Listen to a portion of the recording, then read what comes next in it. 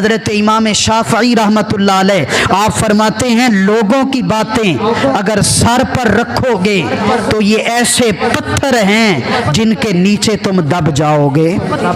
اور اگر لوگوں کی باتوں کو اپنے پاؤں کے نیچے رکھو گے تو تم بلندیوں پر پہنچ جاؤ گے۔ بزرگ یہاں مثال دیتے ہیں، وہ بڑی مشہور مثال ہے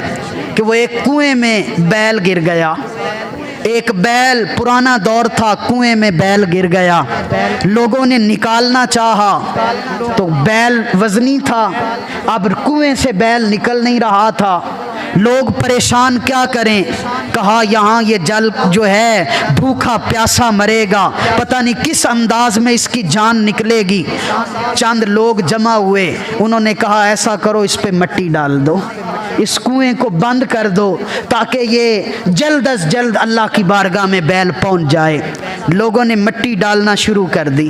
جوں جوں اس کے اوپر مٹی ڈالی وہ پانی کے اوپر مٹی آتی گئی، جب بیل کے پاؤں تک مٹی آئی اس نے جھٹکا دیا، زور لگایا، اپنا پاؤں نکال کے مٹی کے اوپر رکھا، وہ تھوڑا سا اونچا ہو گیا، پھر مٹی اوپر،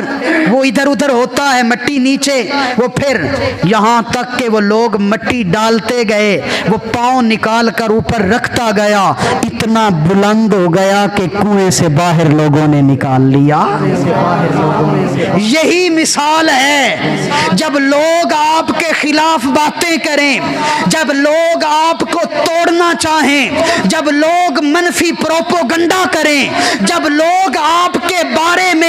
تیر اور نشتر چلا رہے ہوں، آپ ان باتوں کو پاؤں کے نیچے رکھو، اللہ تمہیں بلندیوں پر پہنچا دے گا۔